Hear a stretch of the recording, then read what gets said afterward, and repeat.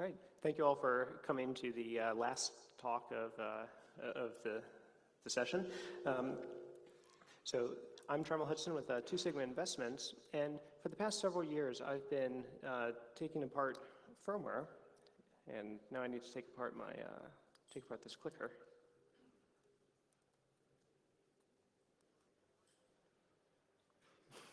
All right. So I've been working on firmware security research.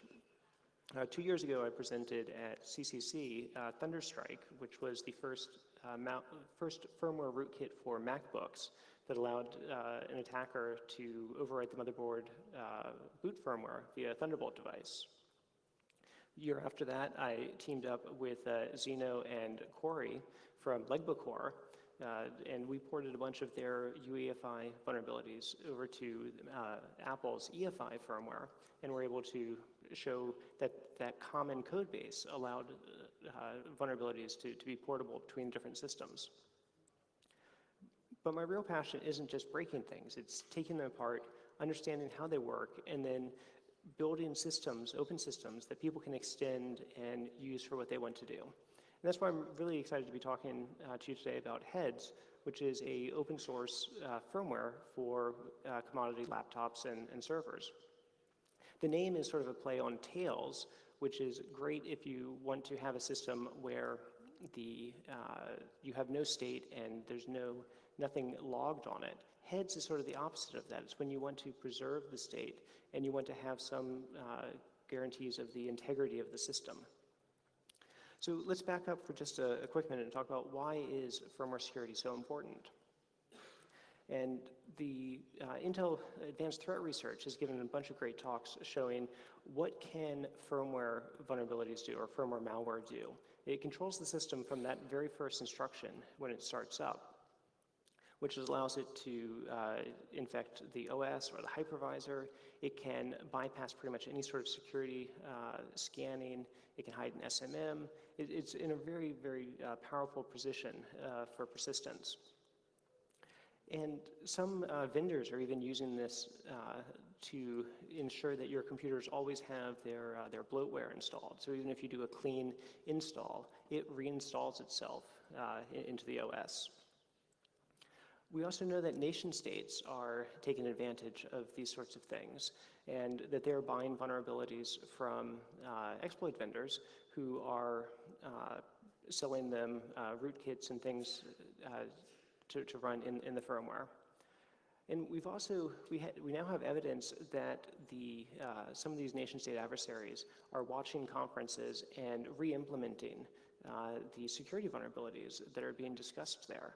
So even ones that are responsibly disclosed and patched by the vendors in a few months can be turned into a weaponized toolkit by these adversaries.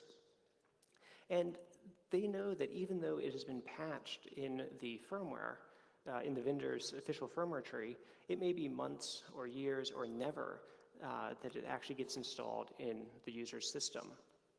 And one of the reasons for that is there are 4 or 5 companies between Intel's reference UEFI implementation, the EDK2 tree, and a user's machine. There are independent BIOS vendors, there are device manufacturers, there are OEMs, and there are value-added resellers, all of whom have to coordinate patches and QA to actually get something out there.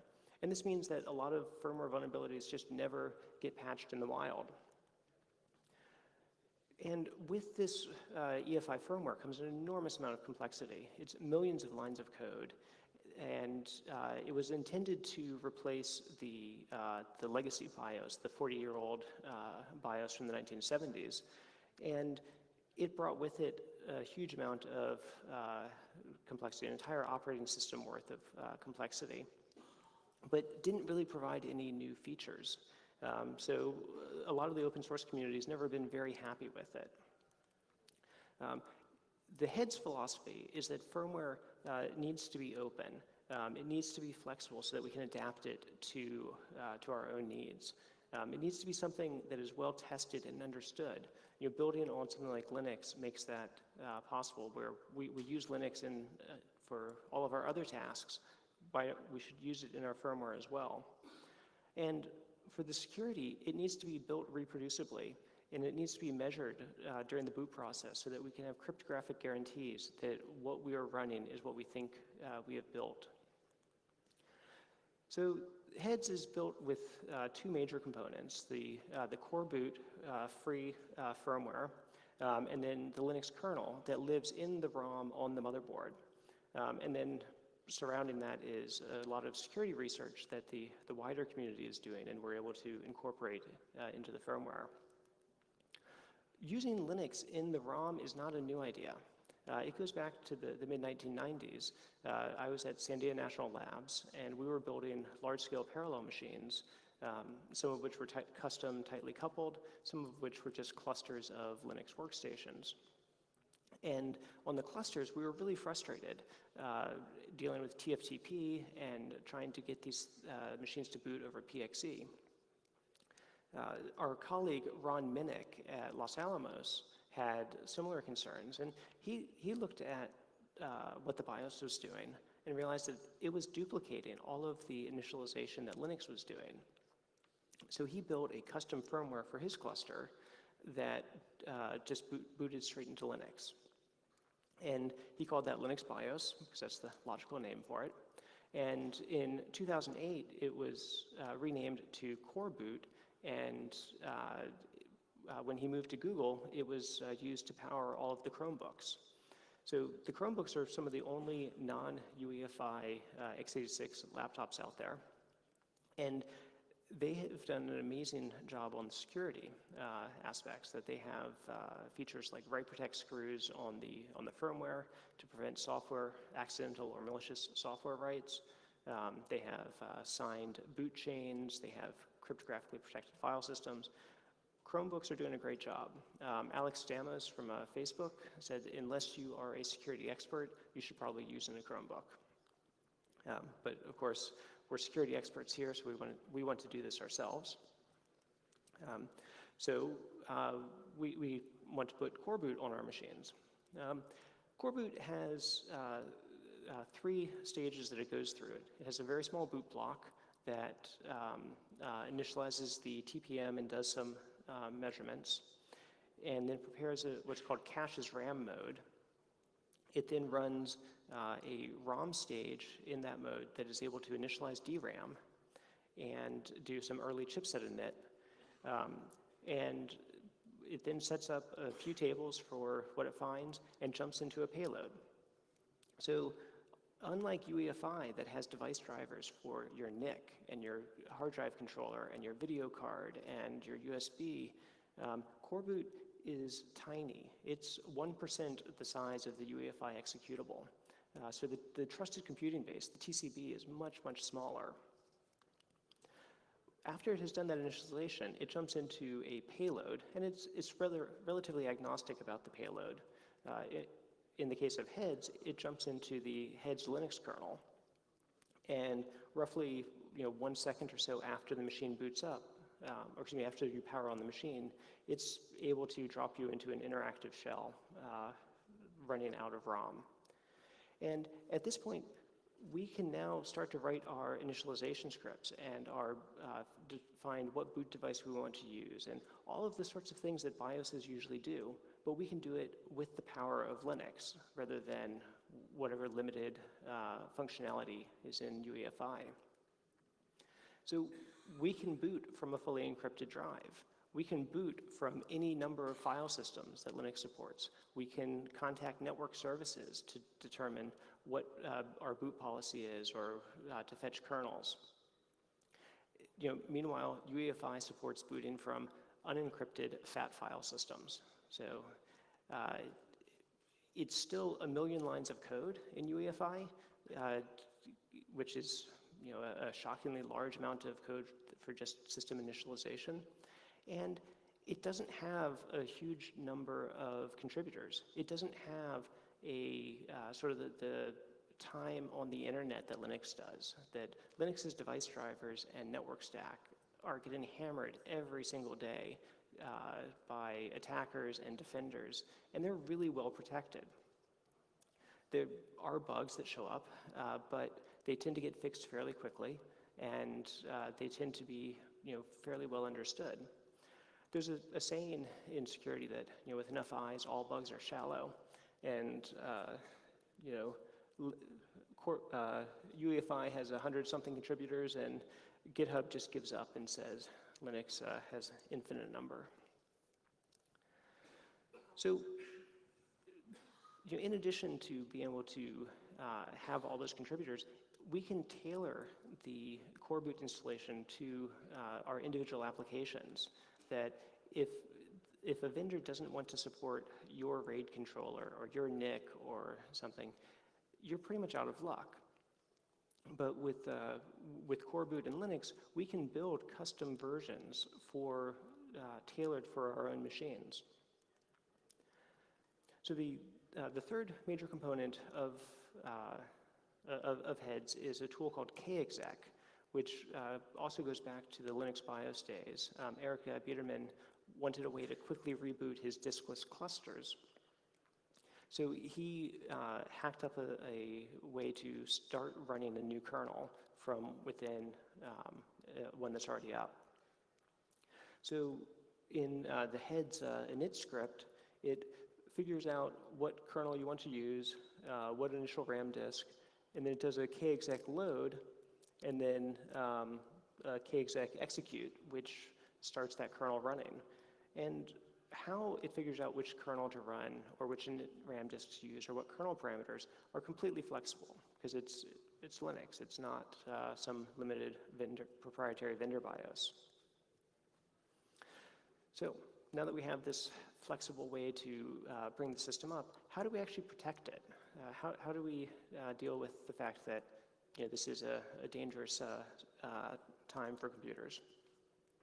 And before we go too deep down the security rabbit hole, I want to echo what Steph said, that your threat model is not my threat model. That we all have our own individual threats that we're concerned about. What data we're trying to protect depends on who we're going up against. And again, a nice thing about open source is we can tailor a lot of these things to individual threat models. Johanna Rotowska pointed out that basically every device in a modern system has some kind of programmable firmware and might be trying to attack the boot process. And in a lot of cases, the problem is that firmware assumes the hardware is trusted. Again, advanced threat research presented in Brussels last month, a really great attack showing that firmware assumes the hardware is doing the right thing. So some folks like Peter Stuja suggest we should just remove all the hardware we can't trust from the machine. He has a great guide from 30C3 a few years ago showing how to disassemble a ThinkPad to get rid of everything that we can't control, that we can't trust.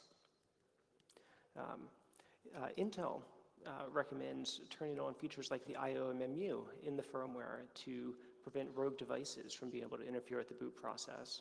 But unfortunately, most UEFI vendors haven't implemented this.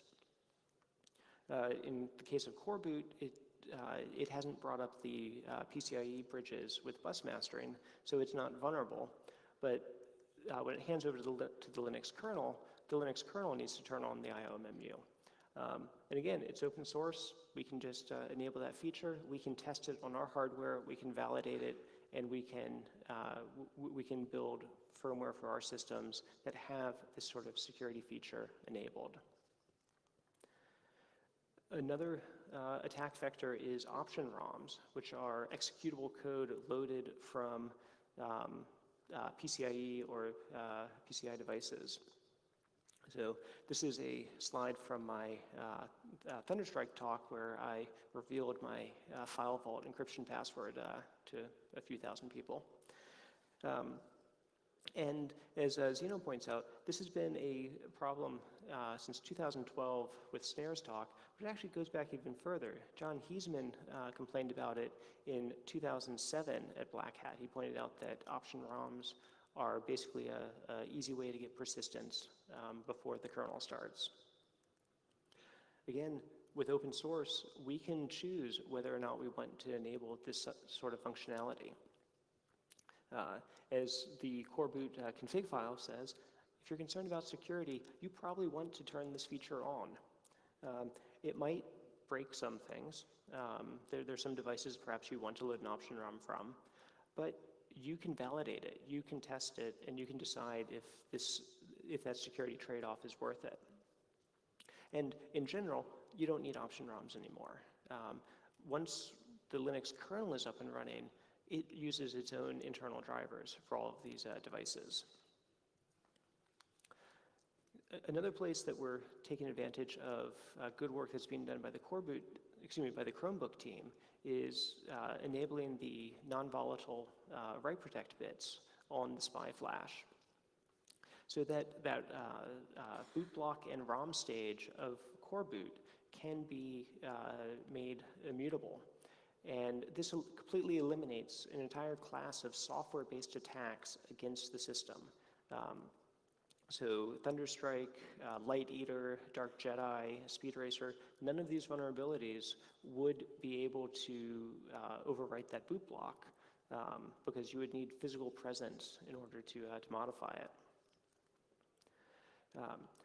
That also protects you against devices that might be on the SPI bus and able to poke at the chip. One of which is the Intel Management Engine, and this is it's a CPU inside the CPU. Rudolf Merrick called it a Matryoshka CPU, and it's running an opaque binary blob with access to main memory, to your keyboard and mouse, to your network, and it's even listening for packets when your computer is turned off.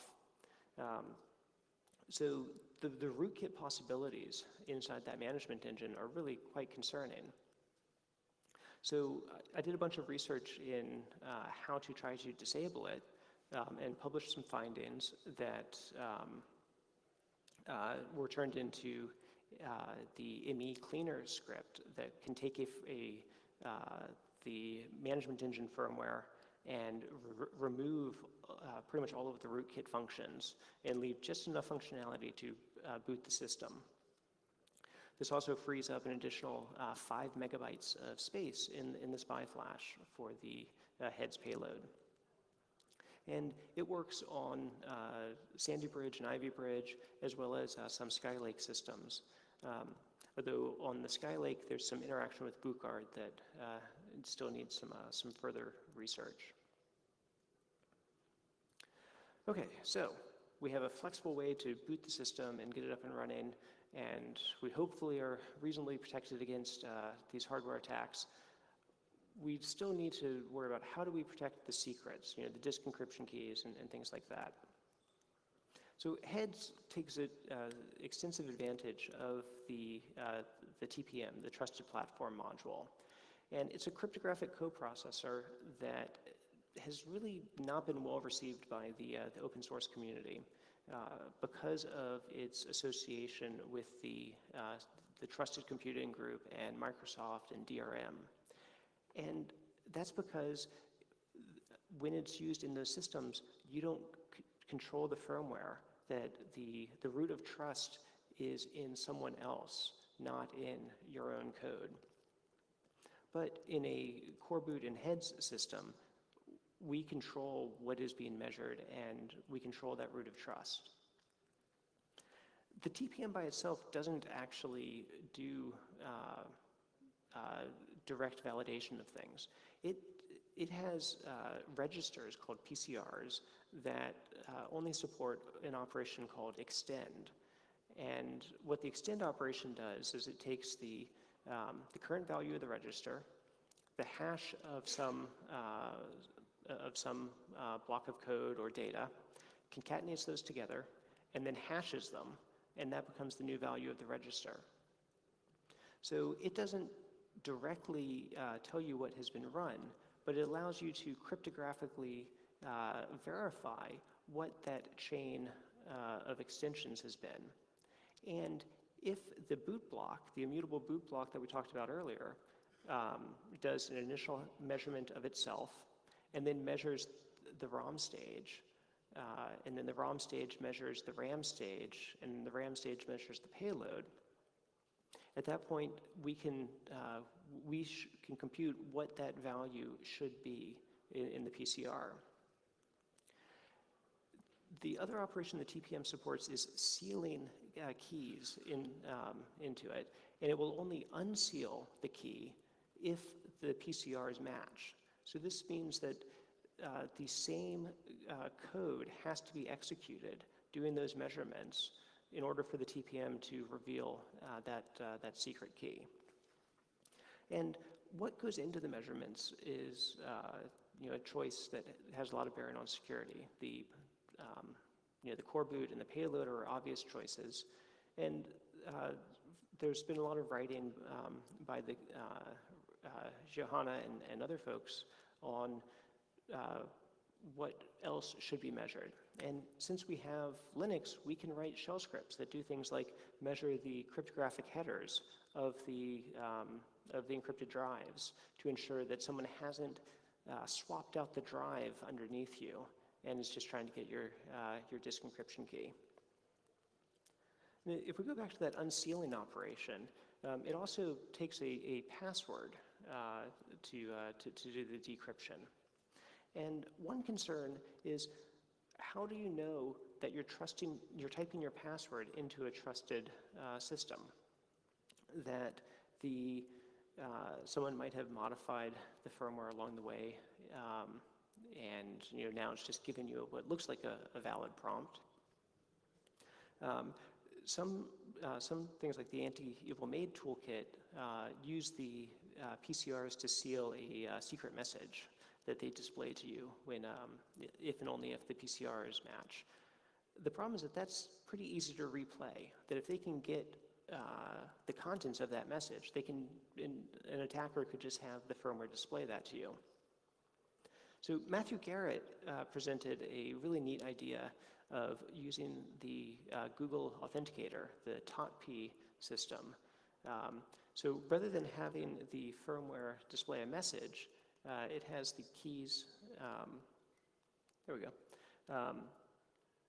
It has the computer take that secret and apply the TOTP algorithm to it along with the current time, and it generates this code, this one-time code that's valid for 30 seconds.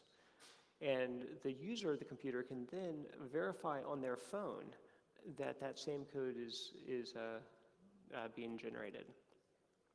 This means that an evil maid attacker would have to be somehow proxying between the machine with your TPM and the thing that they're trying to get you to log into.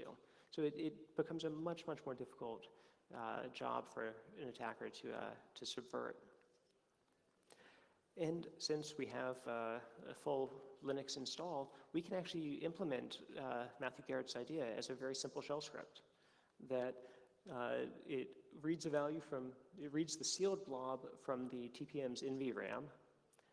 It unseals it, which the TPM will only do if and only if the PCRs match, meaning the firmware is unmodified. And then it uses the TOTP program to compute the current hash of the current time and that secret. So there's another saying that about folks, there are two types of people who use encrypted data, those who have lost the passphrases and those who will. And the TPM adds yet another way for you to lose your disk encryption key. Because it's now tied to that specific piece of hardware and the specific firmware install, it's possible that you might lose access to the key. You might also want to, say, move the drive to another computer and be able to decrypt it there for recovery. So Heads takes the disk encryption key and splits it into an arbitrary number of secret shares, and you then need to have some number of these to recover the secret.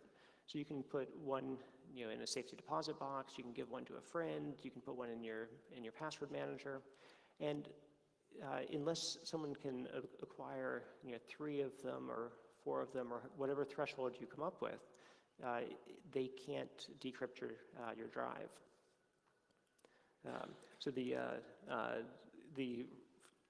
Heads firmware has a Shamir secret sharing program that will do that split for you, and then it can generate QR codes to make it easy to distribute the secrets around. Excuse me, distribute the shares around. Another thing that Heads makes use of are hardware tokens like YubiKeys, and these are great because you don't need to. It allows you to not have your PGP secret key stored on the disk anywhere. And we use it for validating the check-ins on the GitHub tree, but it's also then used during boot up, that the hypervisor, the kernel, and the initial RAM disk are validated against the user's PGP signature. With the Heads build, we don't put our keys into the ROM. The users generate their own keys, and that's what goes into the ROM image. Because we want the users to be able to control their own machines. We want you to be able to sign your own firmware, as well as sign your own operating system installs. Again, we have shell scripts, so we can implement the startup as a fairly simple shell script that does these checks. One concern, though, is that once you have a valid signature for an older version of the software, an attacker might try to roll back and get you to run a vulnerable version of the kernel or the hypervisor. So we use a third TPM feature, which is the TPM counters, to be able to sign the current counter version. And the counters can't be reset. They only increment. So this prevents any sort of rollback attack from someone who's able to image your drive and bring it in to your machine. And again, a lot of these threats are pretty esoteric. They're not necessarily the run-of-the-mill threats that everyone expects to encounter.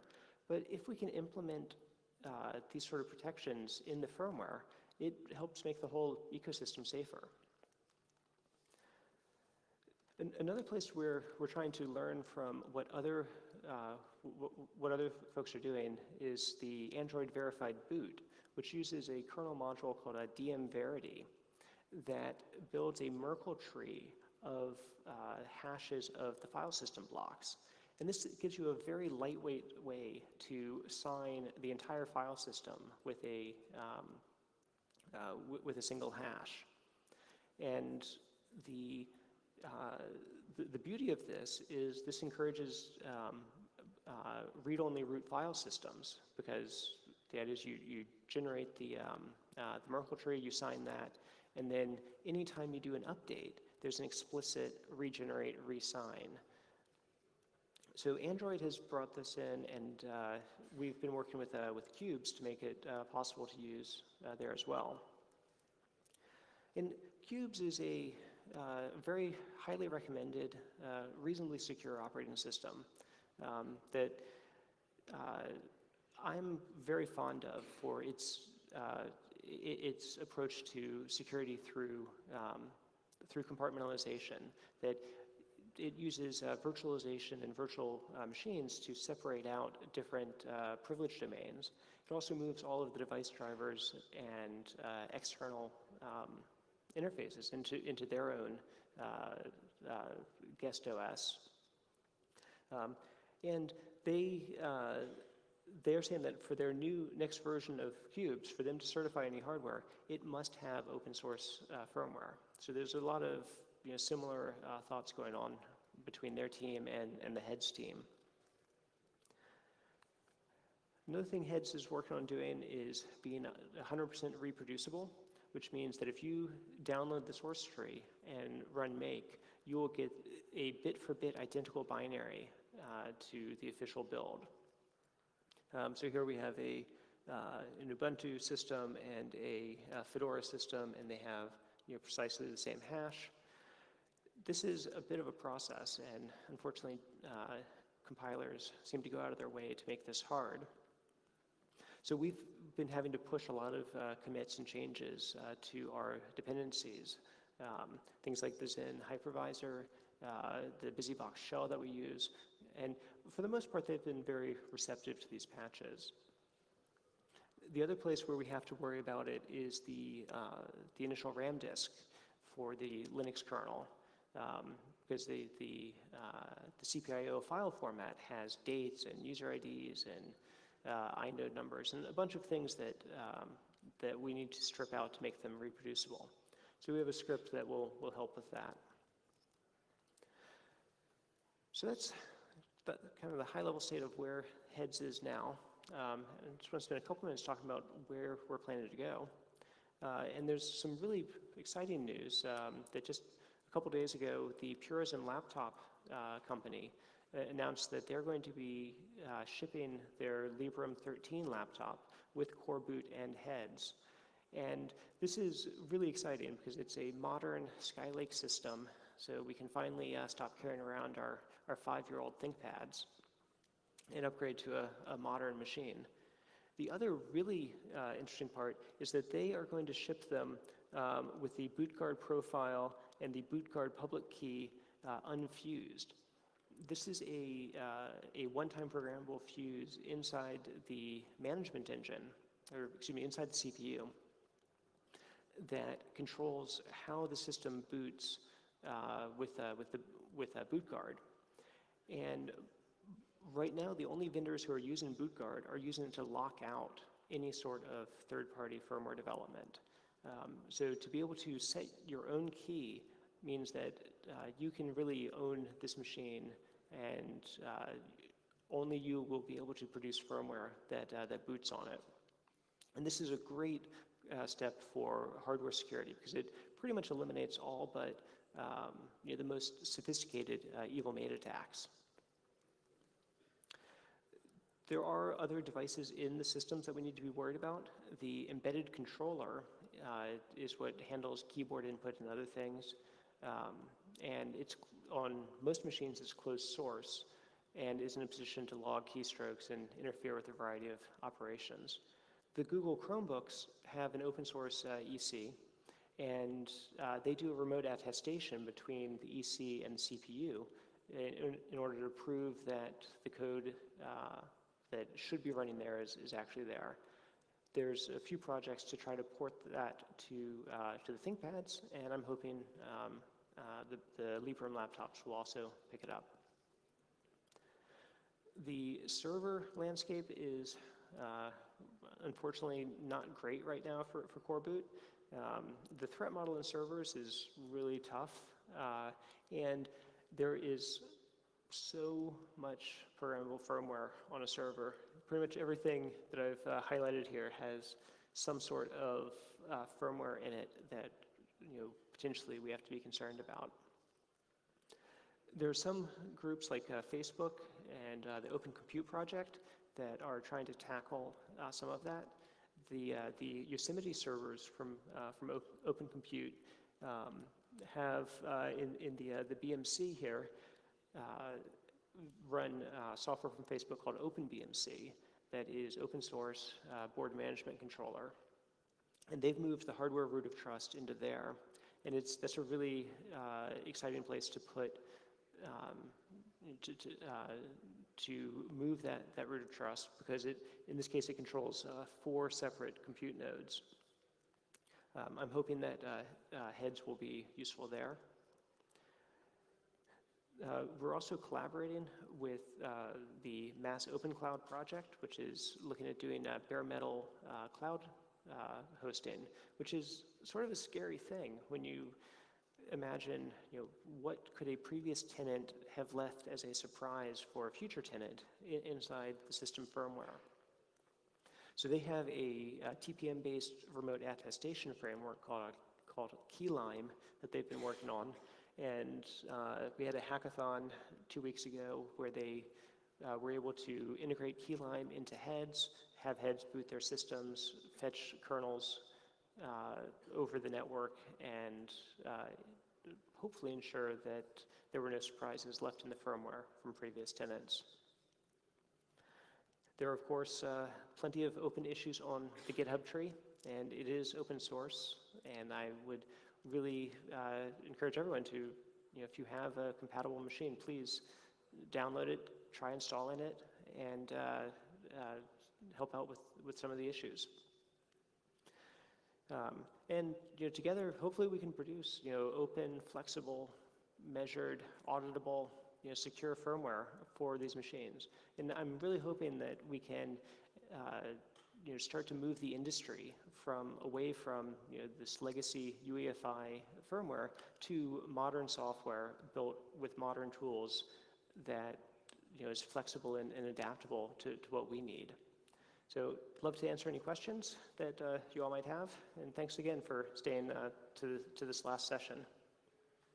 Thank you. Thanks very much, Trammell. Any questions from the floor? Yes, on the left.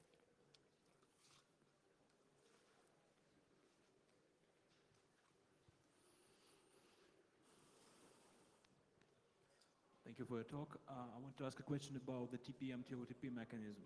So how does it reinforce the boot chain if you still don't have a hardware root of trust that gets executed by the hardware before the firmware is loaded?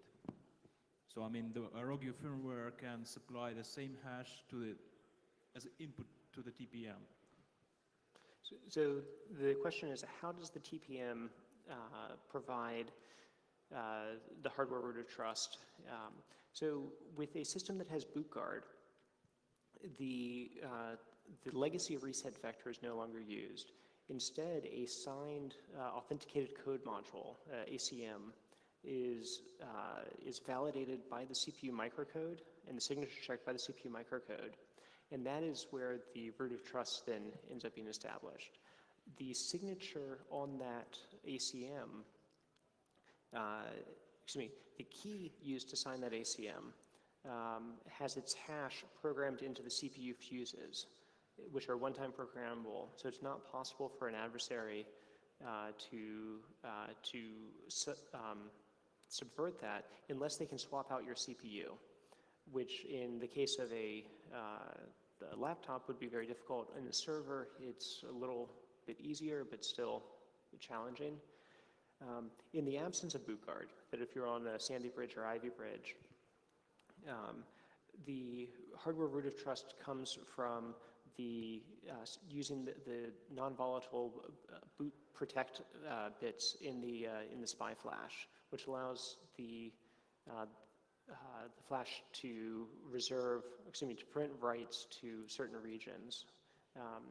And by then disconnecting the write protect pin from the chipset, devices like the ME are not, or software attacks running from the x86 are not able to override that write protection. Okay, so for legacy systems, if the evil mate is able to resolder the flash, then so that would require an attacker to have hands-on to the flash to actually change it. And if, depending on your threat model, that may be acceptable. You might say, they're not going to get hands on it. But if you are concerned about an adversary with physical access to the inside of your machine, then bootguard is a much better, provides a higher level of trust. Thank you. Any other questions? Thank you very much, Trammell. Thank you all.